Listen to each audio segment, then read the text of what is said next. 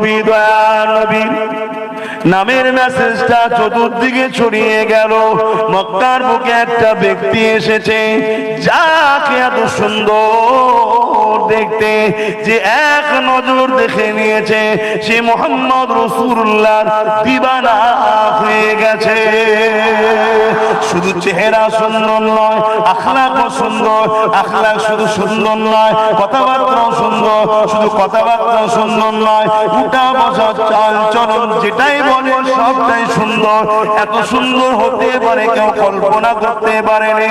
এই মেসেজটা মক্কার জমিনে একটা গোলামের কানে চলে গেল। ওই গোলামটা হাবশী দেশের মানুষ ছিল। বিক্রি হতে হতে হতে হতে মক্কার বাজারে তাকে তোলা হলো। মক্কার বাজারেতে এমন করে উমাইয়া নামে একজন নেতা সরদার ওই গোলামটাকে খরিদ করে নিল। তাকে ঘরে নিয়ে যে তার উপরে অমানবিক অত্যাচার করতে লাগলো, তাকে জুলুম করতে লাগলো, এই গোলামের উপরে দুর্ব্যবহার করতে লাগলো। এই গোলাম চোখের পানি ফেলে আর মনে মনে মনে মনে বলে আমাদের কি কোনোদিন নাজাত বলে কিছু হবে না, আমাদের কি কোনোদিন রেহাই বলে কিছু হবে না। ঠিক এমন সময় ওই গোলামের কানে আওয়াজ এসে গেল, একজন ব্যক্তি মক্কা জমিনে ঘোষণা দিয়েছে মানুষ কখনো মানুষের দাসী হবে না।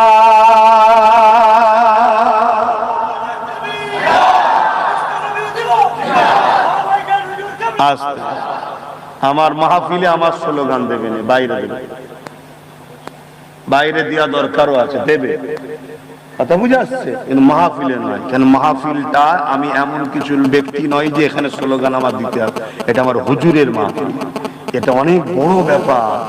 আমরা এটাকে ছোট করে দেখি, এটা কত বড় ব্যাপার জানো? আজকে যতজন বসেছেন সববার ছোট ছোট গুনাহ মাফ হয়ে যাবে। বলুন সুবহানাল্লাহ। একদম পারফেক্ট কথা বলছি। যতজন বসেছেন প্রত্যেকের যত ছোট গুনাহ আছে আজকে এই মাহফিলের খাতির আল্লাহ সব মাফ করে দেবে। বলুন সুবহানাল্লাহ। এটা কি ছোট জিনিস তাহলে? এবারে যেটা বড় গুনাহ বলা হয় কাবিরা গুনাহ, ওটা তো তওবা ইস্তেগফার ছাড়া মাফ হয় না, কথা বুঝে আসছে? এবং কাবিরা গুনাহ মাফ হওয়ার আরেকটা পন্থা হলো নবীর প্রেমে মাফ হয়। জোরে বলুন সুবহানাল্লাহ।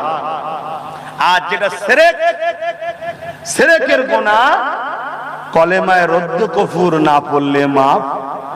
আর শিরক যদি গোপনে করে তাহলে গোপনে কলেমায় ইস্তেগফার করলে মাফ হয়ে যাবে। আর শিরক যদি প্রকাশ্য করে, শুনছেন তো নাকি? শিরক যদি প্রকাশ্য করে প্রকাশ্য কলেমায় রদ্দ কুফর পড়তে হবে। শুনছেন তো ভাই? তা নাহলে মাফ হয় না। আসেন আমি আমার আলোচনার দিকে যাচ্ছি। এই গোলামের কানে যখন খবরটা চলে গেল, হাবশী দেশের এই কালো যুবকটা তিনি বড় ইন্তজারে রয়েছে, কবে তিনি আমাকে বিপদ থেকে মুক্তি দেবেন। কিন্তু আর তয় সচ্ছে না, ধৈর্য আর রাখতে পারছে না। একদিন গোপনে গোপনে গোপনে গোপনে আল্লাহ নবী নূহ নবী দয়ার নবীর কাছে চলে গেলে। নবী পাকের কাছে গিয়ে ঈমানের কলেমা পড়ে নবী পাকের কদমে গোলামীর নাম লিখিয়ে দিলে। এ নওজওয়ানেরা, তরুণেরা, বাপেরা, এই সময়েতে দেখা যায় এই খবরটা গোপন করে রেখে দিয়েছিল। হঠাৎ করে একদিন তার দুনিয়ায় যে খরিদ করেছিল উমাইয়ার কানে খবরটা চলে গেল। ওই উমাইয়া সেই যুবককে ডাক দিয়ে বলতে লেগেছে, এ যুবক, তোমাকে আমি মক্কার বাজার থেকে খরিদ করেছি, আমি তোমাকে কিনে নিয়ে এসেছি। শুনলাম নাকি তুমি মুহাম্মদ রাসূলের কাছে বায়াত হয়েছো, মুহাম্মদ রাসূলের কাছে চলে গেছো, মুহাম্মদ রাসূলের দিকে চলে গেছো, মুহাম্মদ রাসূলকে নবী বলে আল্লাহকে আল্লাহ বলে নাকি মেনে নিয়েছো। ওই সময় গোলাম চিন্তা করতে লেগেছে, যদি আমি সত্য কথা বলি এই জালিমরা আমাকে জানে মেরে দেবে, আর যদি আমি মিথ্যা কথা বলি, মুহাম্মদ রাসূল বলেছে মিথ্যা বললে ষোড়শটা খুশি হয় না, তাহলে আমি আমার ষোড়শটাকে নারাজ করে দিলাম। আমি আমার জীবন দিয়া পছন্দ করি, আমার ষোড়শটাকে নারাজ করতে চাই না। ভাবো। আর আজকে আমরা ইয়ারকি করে করে মিথ্যা বলছি। কি গো বলা ভুল হলো? ইয়ারকি করে করে মিথ্যা বলছি। হ্যাঁ, কাউকে যখন তর্কে যুদ্ধে বাস্তবে কোনো দিক দিয়ে হারাতে পারি না, তখন তাকে ইয়ারকি করে করে তাকে মিথ্যা তার বিরুদ্ধে বলছি, তার চরিত্রে আঘাত দিয়ে তাকে মিথ্যাভাবে তাকে অপমান করার চেষ্টা করছি, তাকে বিভিন্ন মিথ্যা ইলজাম দিয়ে তাকে অপমান করতে চাইছি। এগুলো আমাদের সমাজে হয় না? হয় না? কোনোভাবে যখন দমন করতে পারি না, কত মানুষকে মিথ্যা কেস পর্যন্ত আমরা দিয়ে দিচ্ছি। আমি মুসলমানদের কথা বলছি, এরা মুসলমান আছে না? তো এই মুসলমান কি মুমিন? এই জন্যই বলছি মন দিয়ে ওয়াজগুলো শোনেন। মানা না মানা সবটা তো আপনার নিজের ব্যাপার, শুনে লিখতে লিখতে অসুবিধে কি আছে? কিন্তু না, এখন শোনাতেও চাইছে না। আর কেউ শোনাতে চাইলে বলছে না, বলাও যাবে না। কেন? ভয় খাচ্ছে যদি মানুষ জেগে যায়।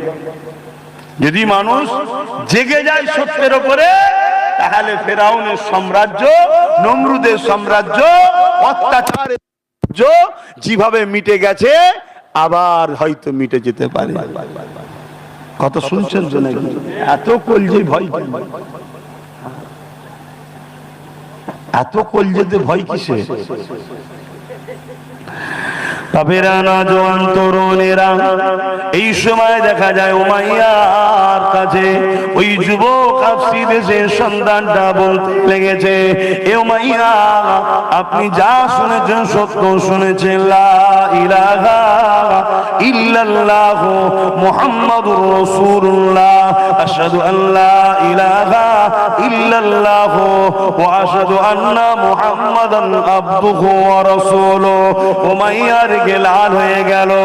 এ আফসি দেশের যুবক, আমি তোমাকে অর্থ দিয়ে খরিদ করে নিয়ে এসেছি, আমি তোমাকে অর্থ দিয়ে কিনেছি, তুমি আবার গোলাম।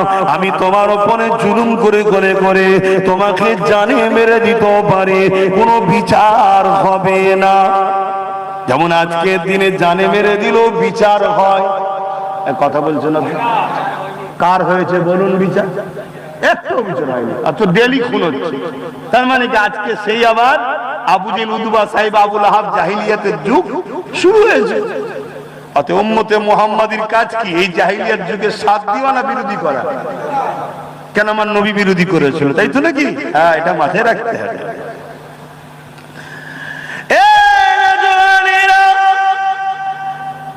ওই হাফসি দেশের যুবকটা উমাইয়ার মুখে কথা শোনার পর একটাই কথা বলতে লেগেছে, উমাইয়া, তুমি যদি আমার উপরে জুলুম করতে পারো, কেননা তুমি আমাকে খরিদ করেছো, আর আমার স্রষ্টা আমাকে বড় পরীক্ষা নিতেছে। তিনি যে বলেছে তোমরা আমাকে ভালোবাসো, আমি আল্লাহ পরীক্ষা নেব। আমাকে আমার স্রষ্টা পরীক্ষা নিতে লেগেছে, তিনি আমাকে গরিব বানিয়ে পরীক্ষা নিচ্ছে। এ যুবকেরা, বাপেরা, মায়েরা, মন দিয়ে শোনো, আল্লাহ আমাদেরকে পরীক্ষা নেবে। কাউকে গরিব বানিয়ে পরীক্ষা নেবে, কাউকে বড় লোক করে পরীক্ষা নেবে, কারো ধন দৌলত নষ্ট করে পরীক্ষা নেবে, কারো চাষবাস ক্ষতি করে পরীক্ষা নেবে, কাউকে বিমার দিয়ে পরীক্ষা নেবে, কাউকে সুন্দর সুস্থ শরীর দিয়ে পরীক্ষা নেবে, আবার কাউকে জালিম রাজার আন্ডারে রেখে জুলুম করে পরীক্ষা নেওয়া হবে। অর্থাৎ জালিম শাসকের জুলুমের মধ্যে পরীক্ষা নেওয়া হবে। আবার কাউকে আল্লাহ ক্ষমতাশালী, প্রভাবশালী নেতা বানিয়েও পরীক্ষা নেবে, যে আমি তো ক্ষমতা দিলাম, ক্ষমতায় বসে তুই মানুষের উপরে জুলুম করিস না, আমার সৃষ্টিকে সাহায্য করিস। এই পরীক্ষাও আল্লাহ নেবে। কি করলে? নেবে না? আমার অসুবিধা হচ্ছে। পরীক্ষা চারিদিক দিয়ে আল্লাহ নেবে। তবে সব থেকে কঠিন পরীক্ষা নবীদেরকে নিয়েছে। আবার নবীদের মধ্যে থেকে সব থেকে কঠিন পরীক্ষা আমেনার লাল আব্দুল্লাহ দুলালকে নিয়েছে। বলুন আল্লাহু আকবার। যার জন্য আল্লাহ সব বানিয়েছে, যাকে আল্লাহ বন্ধু বলেছে, যে কাঁদলে আল্লাহ ফেরেশতা পাঠিয়ে সান্ত্বনা দেয়, বন্ধুকে বলো আপনি যা চান তাই দেবো। বলুন সুবহানাল্লাহ। সেই বন্ধুকে আবার সব থেকে বেশি আজমাইছে আল্লাহ। কি বুঝছেন? তাহলে ভালোবাসলে আল্লাহ পরীক্ষা নেবে, তাই তো নাকি? তাহলে আপনাদের কারো যদি পরীক্ষা বড় হয়, তার মানে জানতে হবে আমাকে বেশি ভালোবাসে। কথা শুনছেন তো? আর যদি আমি এখানে আরেকটা কথা বলি, সাহাবা হুজুররা কখনো কখনো এসে নবীর কাছে কাঁদতেন, কি জন্যে? যে হুজুর আমাদেরকে কি আল্লাহ ভুলে গেলেন? কেন এ কথা বলছো কেন? না হুজুর কোনো মুসিবত আসছে না, বিমারও হচ্ছে না, কিছুই কষ্ট হচ্ছে না, বড় আনন্দ শান্তিতে আছি, তাই আমাদের বড় ভয় লাগছে, আল্লাহ কি ভুলে গেলেন? ভাবতে পারছেন? আর আমরা শান্তির আশায় দুনিয়ায় পেরেছি, কি করে পাবো? দুনিয়া শান্তির জায়গা নয়। দুনিয়া যত তুমি কষ্টে থাকবে, যত পরীক্ষা নেওয়া হবে, যত তুমি বিপদের মধ্যে থাকবে, যদি তুমি ইমানদার হও 100% আল্লাহর সাক্ষী রেখে বলছি, তুমি নিশ্চিন্তায় থাকো, আমার আল্লাহ তোমাকে 8-10 জনের থেকে বেশি ভালোবাসে। জোরে বলুন সুবহানাল্লাহ। জানি না আব্বাসকে আল্লাহ ভালোবাসে কিনা, কেন আমাকে তো সেই পরীক্ষা আল্লাহ লাইনে, যে পরীক্ষা ওলি আল্লাহ আমার 5 হুজুরকে নিয়েছিল, আমার মুজাদ্দিদ জামানকে নিয়েছিল। তবে যেটা লিখছে আল্লাহ যেন ওতে পাস করারও তৌফিক দেয়। বলুন আমিন। কেন আমরা বড় দুর্বল হয়ে গেছি, তাই না? বাপেরা, নওজোয়ান তরুণেরা, হযরতে এমন করে ওই হাফসি দেশের যুবক ছেলেটার পরীক্ষা নিতে শুরু হয়ে গেল, আর তার উপরে জুলুম অত্যাচার শুরু হলো। এ যুবক, তোমার আমার উপরে কি পরীক্ষা হয়েছে? হাফসি দেশের এই কালো যুবকটার উপরে এমন করে দেখা যায় গরম রড করে আগুনে আংরাতে লোহাকে দিয়ে লাল বানিয়ে এমন করে তিনার ঠোঁটে লাগাতে লেগেছে, আর বলতে লেগেছে, মুহাম্মদ রসুলের নাম নিও না, মুহাম্মদ রসুলকে ভালোবেসো না, মুহাম্মদ রসুলকে দিল থেকে বার করে দাও। আজ আমার দেশে কেউ যদি মনে করে ব্যানারে মুহাম্মদ রসুলকে ভালোবাসা লিখলে তুমি জেলের মধ্যে বন্দী করে দিয়ে কামিয়াবি হবে, না না না, আমরা ব্যানারে ধর্মের মানুষে নয়, আমরা কোনো ফটো ধর্মের মানুষে নয়, আমরা কোনো ভাষ্যকারের ধর্মের মানুষ নয়, আমরা হলাম এই জায়গাতে মহব্বত করার মানুষ।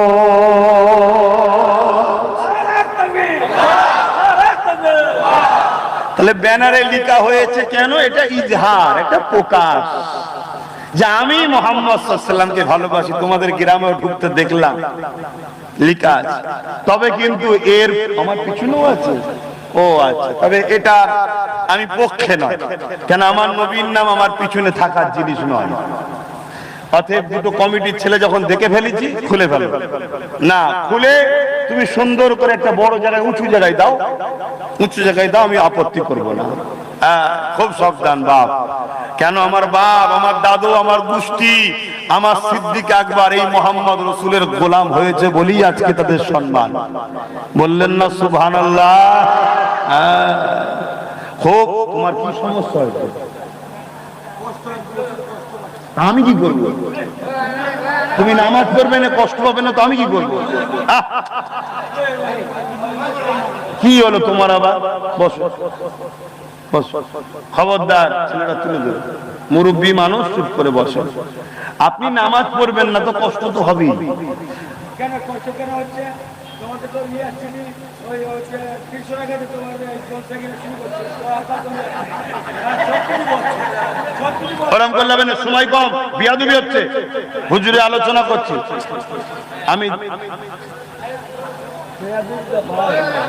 যাও বসেন বসেন। আবার তুমি এই যে করছো, কেউ রেকর্ড করে ছাড়বে, হুজুরের জলসা ঝগড়া করছিলেন, কথা বুঝছেন না? বুঝছেন না? এই লোক ঝগড়া করছে না, এটা মুরব্বী মানুষ, চেনা পরিচিত লোক, বয়স হয়েছে, কিছু হয়তো সমস্যা কষ্টের মধ্যে আছে, কিন্তু তোমার কষ্ট দূর হয়ে যাবে। একটা কাজ করতে হবে, নামাজ কাজা করলে হবে না। তুমি নামাজ কাজা করবে, শান্তির আশা করলে হয়? এনার ছেলে পুলে কেউ নেই এখানে? কে কারা? এবার বয়স্ক লোক, তুমি আমি কি বলি বলো তো বাপ? মুরব্বীরা দুজন এসে ওনাকে তো ওখানে বসতে বললাম, ওখানে বসে যাও, ওখানে গিয়ে চেয়ারে বসো। কি সমস্যা শুনছেন তো নাকি? দরুদ শরীফ আল্লাহুম্মা সাল্লি আলা। হ্যাঁ ওখানে বসেন, ওখানে বসেন, হ্যাঁ বসেন। কচি, এটা আদব কর বাবা। শোনেন, এই কথা যখন এসে গেছে একটু বলে দিই। আই লাভ মোহাম্মদ রসুল বা ইসলামের কোন জিনিস আমরা ফটো ধর্মের লোক নয়। আমরা কি ফটো ধর্মের লোক? আমরা কোন মূর্তি ভাষ্য করে ধর্মের লোক না, না, না। আমাদের সবকিছু এখানে, আমাদের সবকিছু এখানে, এবং না দেখে বিশ্বাসী আমরা। জোরে বলুন সুবহানাল্লাহ। কিন্তু একটা যুবক ছেলে, সে লিখেছে আই লাভ মোহাম্মদ সাল্লাল্লাহু আলাইহি ওয়াসাল্লাম, আমি নবীকে ভালোবাসি। কিন্তু উত্তরপ্রদেশের কানপুরে প্রশাসন বলছে এটা নাকি নতুন, লিখা যাবে না। জানি না এর নাট তখন ঢিলে ছিল কিনা, এ পুলিশ খেয়ে বসেছিল কি আমি জানি না। কেন? আমার দেশের সংবিধানের 25 নম্বর ধারাতে আছে, সে তার ধর্ম প্রচার, ধর্মকে ভালোবাসা, তার স্বাধীনতা। কিন্তু সে বলছে এটা নতুন। ব্যাপারটা আমার মনে হয় এমনটা ঠিক নয়। আমার মনে হয় এটাকে একটা ইস্যু করে তারা তাদের যে অনুপযুক্ত, তারা যে ওয়াদা করে ক্ষমতা এসেছিল কিছু করতে পারেনি, ওইটাকে ভুলিয়ে দিয়ে মুসলিম অমুসলিম, মুসলিম অমুসলিম একটা বিভাজন তৈরি করার হয়তো পরিকল্পনা।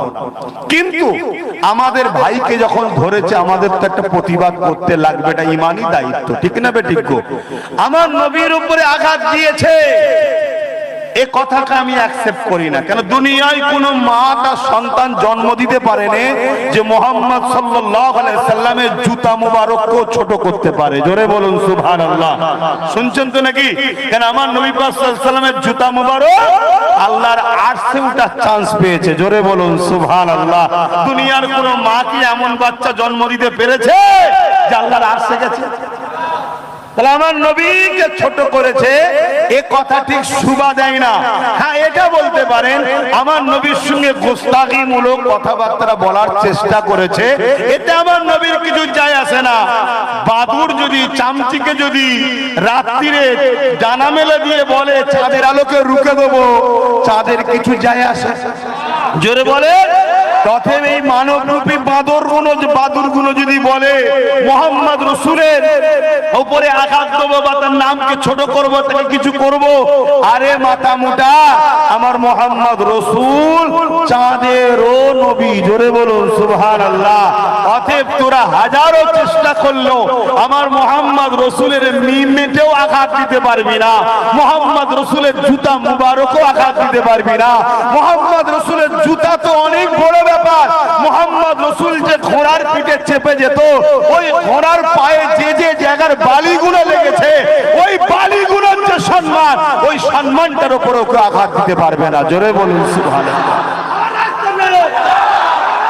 আল্লাহু আকবার। আমার নবী কে? আমার নবী কে? সূর্য ডুবছে, মওলা আলীর নামাজ কাজা হচ্ছে, সূর্য ডুবে গেল, নামাজ কাজা হয়ে গেল, হুজুরের চোখ দিয়ে পানি আমার নবীর গালে, আমার নবী পাক সাল্লাল্লাহু আলাইহি ওয়াসাল্লামের ঘুম ভেঙে গেল। আলী কাঁদো কেন? হুজুর সূর্য ডুবে গেছে, নামাজ কাজা হয়ে গেছে। আল্লাহর নবী বললেন নামাজ চলে যাচ্ছে, তুলবে তো, তুমি নামাজ পড়ুনি? হুজুর আমি সফরে ছিলাম তো, আপনারা জামাত করে নিয়েছেন, আমার আসতে দেরি হয়ে গেছে, আমার নামাজ তো পড়া হয়নি। আপনি ডাকলেন, বসালেন, কোলে মাথা দিলেন, চোখ বন্ধ করলেন। আমি চিন্তা করছি নামাজ কাজা করব না আপনার ঘুম থেকে তুলে দেবো। আর চিন্তা করতে করতে ভাবলাম নামাজের কাজা আছে, হুজুরের মহব্বতের কাজা নাই। জোরে বলুন সুবহানাল্লাহ। তাই হুজুর আপনাকে তুলতে পারিনি, কিন্তু নামাজকে আমি এত ভালোবাসি, আমার চোখের পানিও রাখতে পারিনি। আল্লাহ নবী বড় খুশি হয়ে গেলেন। নবী খুশি হয়ে বলতে লাগলেন, আলী নামাজ পড়বে, রেডি হও। হুজুর আমি কাজা পড়বো না। আরে আলী ওয়াক্তে নামাজ পড়বে, রেডি হও, তৈরি হও। হযরত আলী রেডি হলেন। আল্লাহ নবী ইশারা করলেন সূর্য ওঠো। সূর্য উঠতে শুরু করলেন, আসরের ওয়াক্ত ফিরে আসলো, মাওলা আলী নামাজ পড়লেন। জোরে বলুন সুবহানাল্লাহ। যে সকল মানবরূপী পশুগুলো, যে সকল বাদর মূর্খ লোকগুলো যারা আমার নবী পাক সাল্লাল্লাহু আলাইহি সাল্লামকে আঘাত দিবার চেষ্টা করছে, সে পৃথিবীর যে কোনো জায়গা সম্রাট হোক, সুলতান হোক, বাদশা হোক, নেতা হোক, জেলার সাহেব হোক, সব কটা জালি 2 নম্বরকে আমি চ্যালেঞ্জ দিচ্ছি, তোরা তোরা সবকটা 2 নম্বর এক জায়গায় হ, তোরা সবকটা মানবরূপী পশুগুলো এক জায়গায় হয়ে সূর্য ছেড়ে দে, চাঁদ ছেড়ে দে, একটা বাল্ব লাইট জ্বালানো হবে, ওই লাইট থেকে শুধু বল জায়গা থেকে একটু সরে যা। কোন মায়ের লাল আছে আঙুলের ইশারাতে সরাতে পারবে? জোরে বলুন পারবে? আর আমেনার লালের আঙুলের ইশারা হতে দেরি, চাঁদ 2 টুকরো হতে দেরি করে না। জোরে বলুন সুবহানাল্লাহ। তাহলে সেই মোহাম্মদ রসুলকে কেউ অপমান করেছে, তাকে আঘাত দিয়েছে, এই বক্তব্য ঠিক সমাজে মানাচ্ছে না। আপনি বলুন মোহাম্মদ রসুলের বিরোধী করার চেষ্টা করেছে, কিন্তু আমার রসুলের আঘাত দিতে কখনো কেউ পারেনি আর পারবে? অতএব আমার ভাই সে লিখেছিল, তার ভালো লেগেছে, কিন্তু আমরা ওই লেখালেখির পক্ষে ধর্ম নয়, শুনছেন তো নাকি? কিন্তু কেউ যদি একটা ব্যানার তৈরি করে জলসা পিছনে মারে, ওটা তো অন্যায়ও নয়। অন্যায় কি? অন্যায় নয়, কিন্তু সেটাকে নিয়ে যখন তাকে বন্দী করেছে, এটা আমাদের বড় আঘাত দিয়েছে। কেন? তুমি সংবিধানের বিরুদ্ধে গেছো, প্রশাসন হতে পারো কিন্তু সংবিধানের বিরুদ্ধে গেছো। তোমার মধ্যে মুহাম্মদ সাল্লাল্লাহু আলাইহি ওয়াসাল্লামের নামের উপরে আক্রোশ আছে, ক্ষোভ আছে, তাই তোমার ঘৃণা মানে রাগটা হয়েছে। তাই আমরা আন্দোলন জানাচ্ছি, আপনারাও জানাচ্ছেন, জানাবেন, কিন্তু আপনাদেরকে একটা হুঁশিয়ারি দেবো, সজাগ করব, সেটা হলো এটাই, আমরাও যেন ওই কানপুরের পুলিশের মতো না হয়ে যায়। আমরা ভালোবাসা দেখাতে গিয়ে ব্যানার টাঙিয়ে দিলে ঝড় এলো, পানি হলো, রশিটা ছিঁড়ে গিয়ে ব্যানার এক জায়গায় পড়ে আছে, তোমার খেয়ালই নেই, কাল রাস্তায় মানুষ যাচ্ছে, অপমান হবে, নামের উপরে পা পড়বে। আমি জানি আমার নবীর কিছু যায় আসে না, কিন্তু তুমি গোস্তাকে রসুল হবে, তোমার ঈমান চলে যেতে পারে। কারণ আমরা দেখেছি অনেক সময় প্রয়োজনে বিভিন্ন জায়গায় ইস্তেঞ্জা করতে বসে ট্রেন দিয়ে পানি যাচ্ছে, বা সেখানে কাগজ পড়ে আছে, বিভিন্ন নেতা নেত্রীর ছবি পড়ে আছে, নাম পড়ে আছে, বা আপনি গেঞ্জি তৈরি করলেন, সেই গেঞ্জিতে আমার নবীর নাম লিখলেন, ওই গেঞ্জিটা পাক কাপড় নাপাক কাপড় একসাথে ধুচ্ছেন, আমার নবীর নামকে কোথায় দিচ্ছেন, বা আপনি স্টিকার তৈরি করে দিয়ালে লাগালেন, ওই স্টিকারটা 2 দিন পর ছিঁড়ে চলে গেল, রাস্তায় পড়ে গেল, এটা কিন্তু আপনিও খুব একটা যে গোস্তাকে রসুল কম তা নয়। অতএব একটা ব্যানার করলেন, প্রতিবাদ সভা হলো, গুছিয়ে রেখে দিলেন, তাজিম করে, বা এক জায়গায় কবরস্থানের এক ধারে মাটি খনন করে সেটাকে আদবের সাথে মাটিতে দিলেন, মিটে গেল। এটা আমার হুজুরের নাম, যে নাম আমার নবীর আসার আগে কারো ছিল না পৃথিবীতে।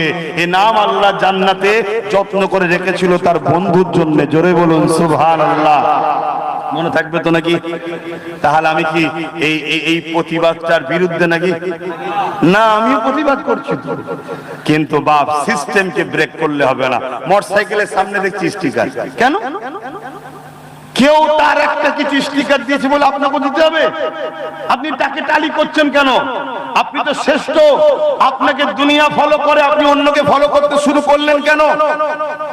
আপনি ওই স্টিকারের উপরে টায়ারকে মুছছেন যে কাপড়ে, সেই কাপড়ে আবার হুজুরের নামের উপরে মুছছেন, আপনার ওই কাপড় নাপাক আছে।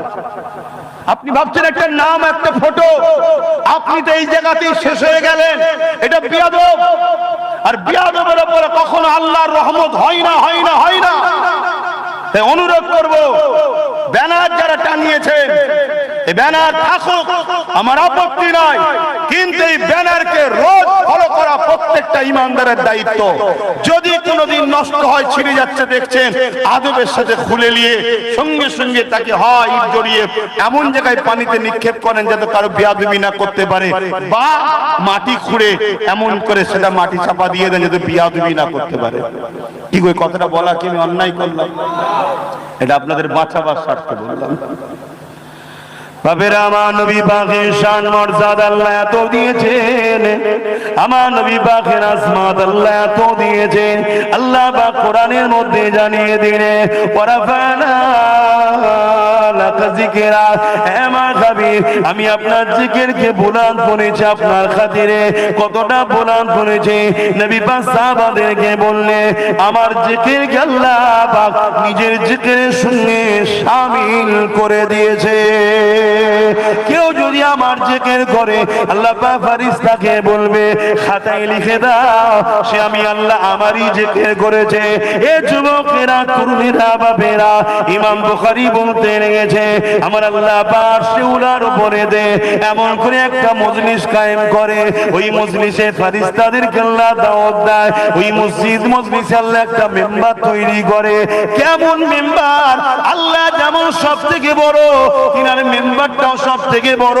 তিনি সেই জায়গাতে কুদরতি ভাবে হাজির হয়। হাজির হয়ে যাবার পরে আমার আল্লাহ পাক সেখান থেকে খেতাব করে, আলোচনা করে, ওয়াজ করে। কাদেরকে? ফেরেশতাদেরকে। ওই ওয়াজের বিষয়টা কি থাকে? ওয়াজের বিষয় হলো মুহাম্মাদুর রাসূলুল্লাহ। আরো জোরে বলুন সুবহান। এই যুবকরা শুনছো তো আমার নবীটা কে? তো তোমার আমার নবীর কাছে কেউ পৌঁছাতে পারবে? কোন ছিঁড়া মারা ক্যাটা মারা নেতা, দুদিনের চটি চাটা নেতা কেউ হয়েছে, সে এখন ভুগছে। এরকম কত আগে ভুগেছে, সব জাহান্নামের কুকুরে ঢুকে গেছে। শুনছেন তো নাকি? আবার জাহান্নামের কুকুর বলে সমস্যা নেই। সমস্যা তাদের হবে যারা ওই কোয়ালিটি। আমার হুজুরের উপরে যে আঘাত দেবে হবে। দাদা হুজুর রহমাতুল্লাহ আলাইহির একটা কথা বলেছেন এসে গেছে যখন। দাদা হুজুর পীর কেবলা রহমাতুল্লাহ আলাইহি কি অসুবিধা কি? এই দাদা হুজুর আমাদের তো নাকি, তাহলে আমরা আমাদের লোকের কথা বলবো, যাদের না তো শুনতে হবে না। দাদা হুজুর রহমাতুল্লাহ আলাইহি ওয়াজ করতে গেছে, মানুষকে দিনের তালিম দিচ্ছে। খুব বিস্তার নতুন নতুন, আগের সময় খুব বিশ ছিল তো একটা দুটো। আর জলসায় বসে বসে একজন একটু পাকাম করছে, ইয়ার কি করছে, হাসছে, কত বলেন বদমাইশি করছে।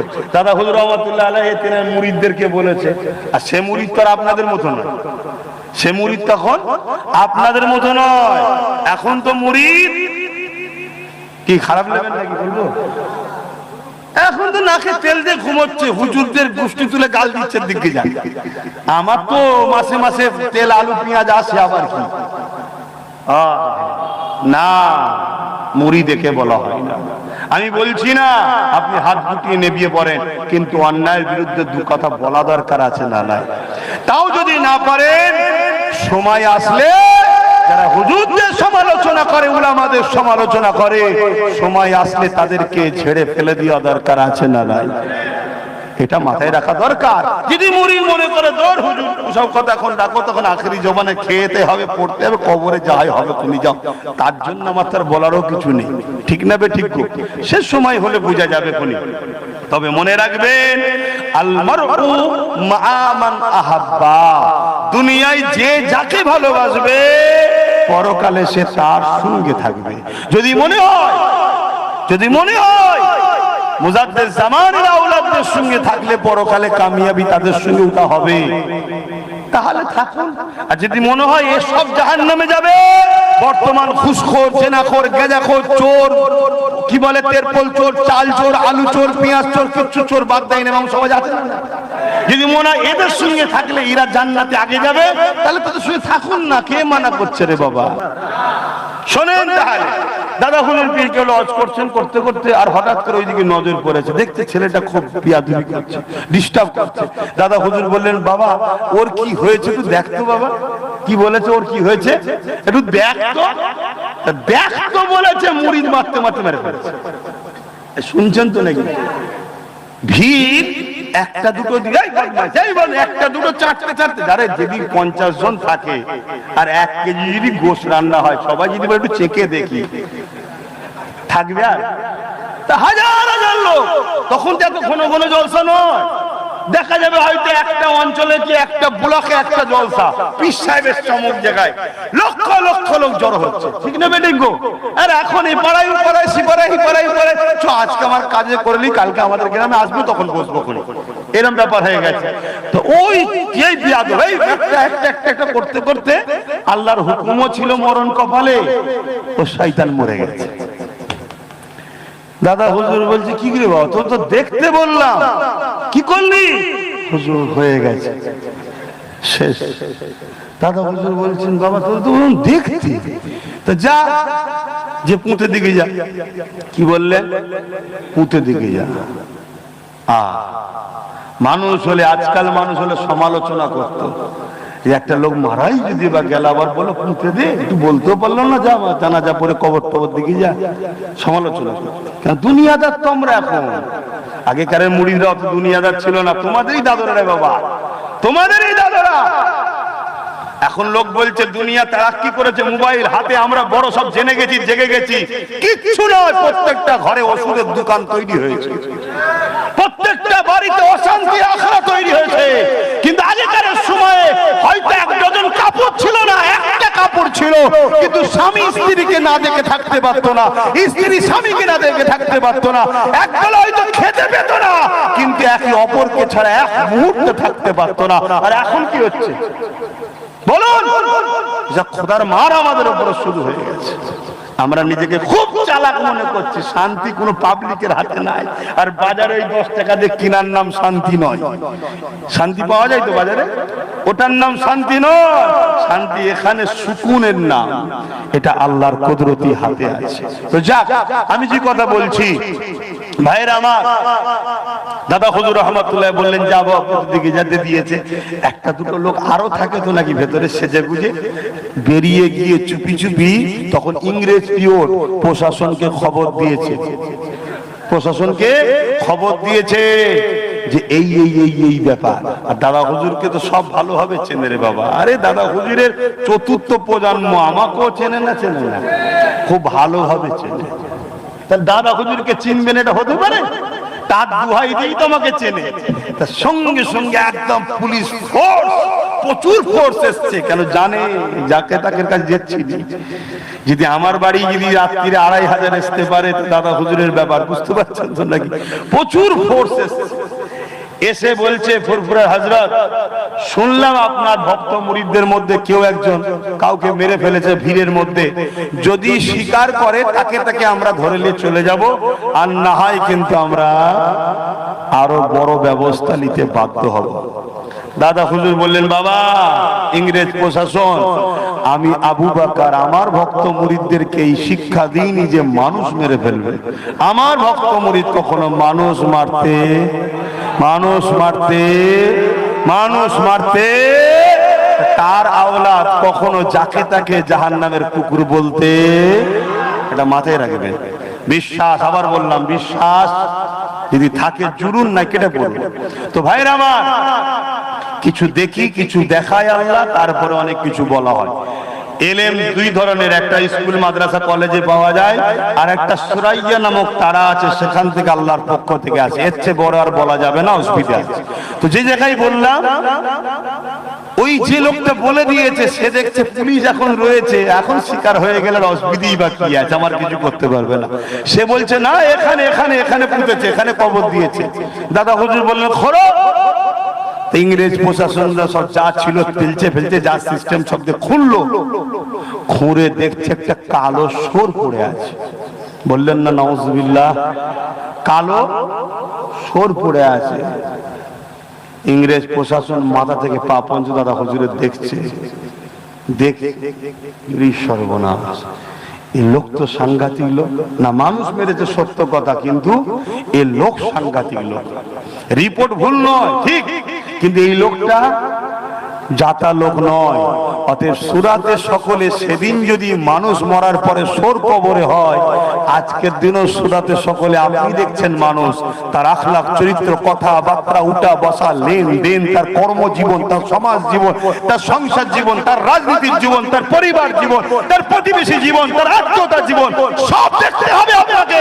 আপনি তাকিয়ে দেখুন, সে শুধু সূরাতে মানুষ, তার উঠা বসা চাল চলন কাজ কাম কথাবার্তা একটাও মানুষের সঙ্গে মিলছে না। আপনি তাকে মানুষ বলছেন কি করে? কথা মাথায় ঢুকছে না, ঢোকে না? মানুষ কখনো হিংস্র হতে পারে না, মানুষ কখনো খুন করতে পারে না, মানুষ কখনো জুলুম করতে পারে না, মানুষ কখনো ছিনিয়ে নিতে পারে না, মানুষ কখনো কেড়ে নিতে পারে না, মানুষ কখনো অপরের খাদ্যকে নিজের খাদ্য বলে কেড়ে নিতে পারে না। মানুষ যখন এগুলো করে, জানতে হবে সূরাতে মানুষ, হাকিকাতে দুপায়ে একটা পশু। এটাই হলো আকীদা। আজ বড় দুঃখ, আজকে উলামারা পর্যন্ত দলদাসে দালালি শুরু করেছে। তবে এটা কি নতুন না, কেউ ছিল? এই অসবিদর আলোচনায় ইমামে হুসাইন পাক আলাইহিমুস সালাম নাম শুনেছেন? রাদিয়াল্লাহু তাআলা নাম শুনেছেন? এই জোরে বলেন, আমাদের কে হয়? বলুন বলুন, আমাদের কি হয়? আমাদের জান্নাতি যুবকদের সর্দার, অর্থাৎ আমাদেরই সর্দার। বলুন না ইনশাআল্লাহ জান্নাত যাব, বলুন না ইনশাআল্লাহ জান্নাত যাব। তাহলে আমাদের জান্নাতি যুবকদের সর্দার, তিনি এজিদের বিরোধী করেছিল, ঠিক করেছিল না ভুল করেছিল?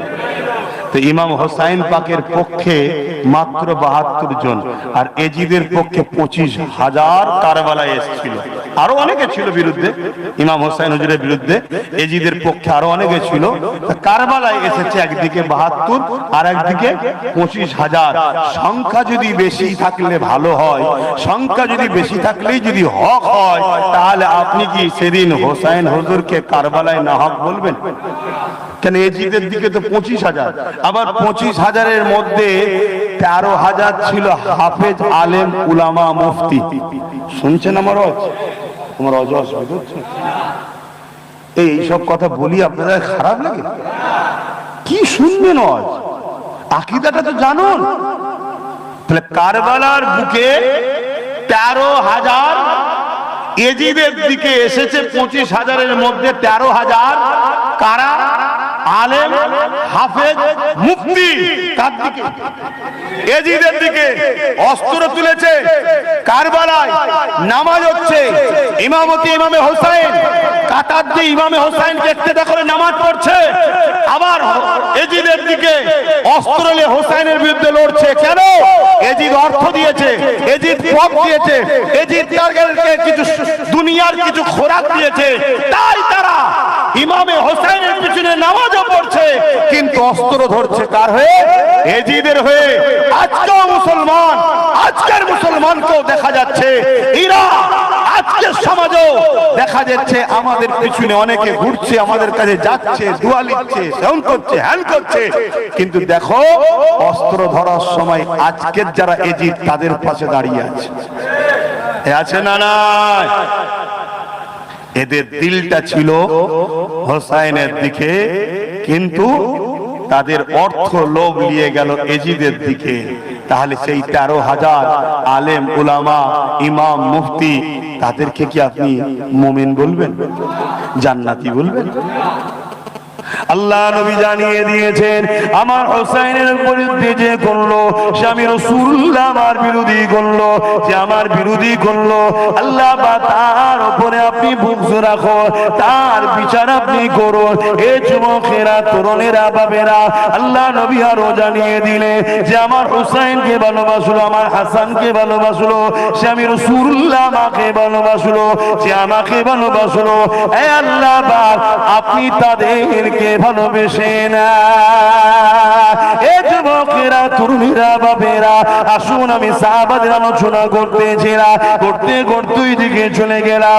আল্লাহ নবী সাহাবারা আমার নবী পাককে কিভাবে ভালোবাসতে, কেননা জানের থেকে বেশি ভালো না বাসতে পারলে ঈমান হবে না। লা ইউমিনু আহাদুকুম হাত্তা কুনা হাব্বা ইলাইহি বিওয়ালিদিহি ওয়া ওয়ালাদিহি ওয়ান নাসি আজমাইন। যতক্ষণ পর্যন্ত তোমরা ঈমানদার হতে পারবে না, যতক্ষণ পর্যন্ত তোমাদের জমি জায়গা, ঘর বাড়ি, টাকা পয়সা, ধন দৌলত, এমনকি জানের থেকে বেশি আমি রাসূলুল্লাহ আমাকে ভালো না বাসতে পারবে, ততক্ষণ তোমরা ঈমানদার হতে পারবে না। আল্লাহ নবী যখন এই কথাটা বললেন, ওই মজলিসে ওমর ফারুক বসেছিলেন, তিনি বলতে লাগলেন, ইয়া রাসূলুল্লাহ, হাবিবাল্লাহ, আমি আপনাকে সব কিছু থেকে বেশি ভালোবাসি, ইল্লা মিন নাফসিন, জানের থেকে নয়। আল্লাহ নবী বললেন, ওমর রে, জানের থেকে বেশি ভালোবাসতে হবে। এই সময় ওমর ফারুক বলতে লাগলো, ইয়া রাসূলুল্লাহ, হাবিবাল্লাহ, আমি গাওয়া দিয়ে দিলাম, আমি আমার জানের থেকে বেশি আপনাকে ভালোবাসি। আরো জোরে বলুন সুবহান। আজ আপনাদেরকেও বলছি, দুনিয়াদারি করতে হবে, নিষেধ নাই, কারবার করতে হবে। হিন্দু হোক, আদিবাসী হোক, সাঁওতাল হোক, বাগদি হোক, যেই হোক, মানুষ মানুষের সঙ্গে মিশবেন, লেনদেন করবেন, কারবার করবেন, ব্যবসা করবেন, একসাথে পড়াশোনা করবেন, সংসার করতে হবে, আত্মীয়তা করতে হবে, রাজনীতি করতে হবে, সবটাই করুন, নিষেধ নয়। কিন্তু যখনই দেখবেন যার সাথে আপনি বন্ধুত্ব, লেনদেন, সম্পর্ক, ব্যবসা, আত্মীয়তা, সংসার, সে যদি আপনার নবীর বিরুদ্ধে বা ইসলামের বিরুদ্ধে যায়, সঙ্গে সঙ্গে তার থেকে নিজেকে সরাতে হবে, আর নয় ডিভোর্সে পারে। শুনছেন তো নাকি? সে যদি আপনার বাবা মা হয়, সে যদি আপনার পরিবার হয়, সে যদি আপনার স্বামী সন্তান হয়, সে যদি আপনার নেতাও হয়, সে যদি আপনার বিজনেস পার্টনারও হয়, আর নয় ভাই তোমার সাথে, কেন তুমি আমার ইমানে হাত দিয়ে দিয়েছো। কথা মাথায় ঢুকছে তো নাকি?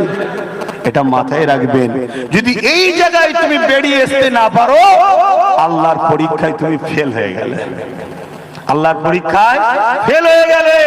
একজনের সঙ্গে তুমি দীর্ঘ 10 বছর ধরে উঠা বসা করছো, লেনদেন করছো, বা তোমার দুনিয়াবি কোনো সম্পর্ক আছে, হঠাৎ করে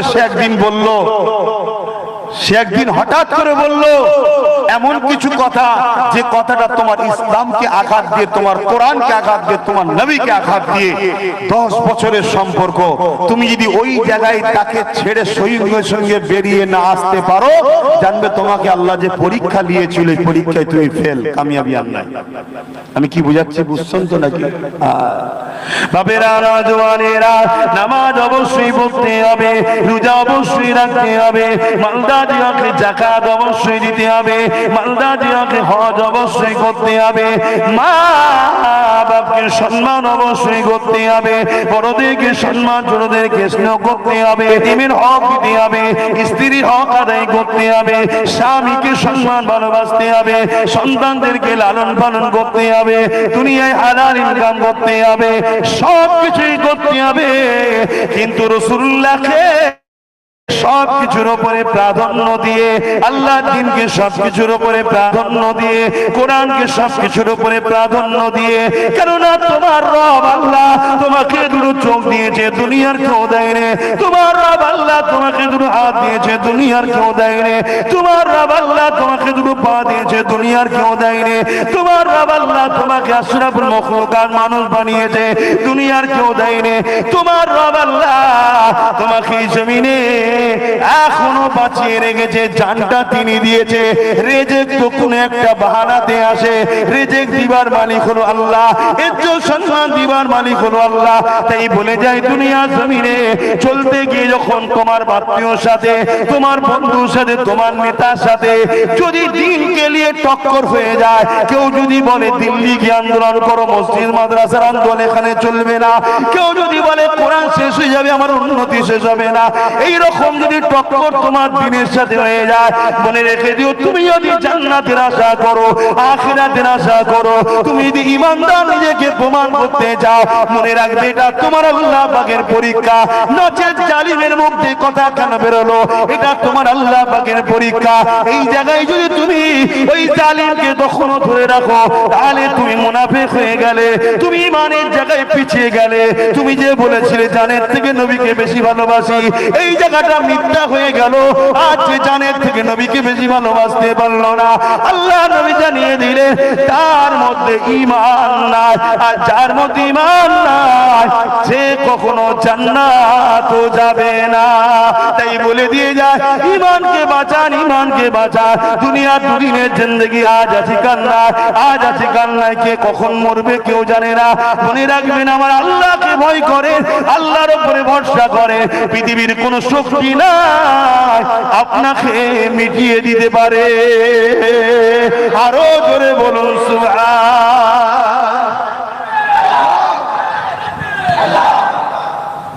আমার আওয়াজ বুঝছেন তো?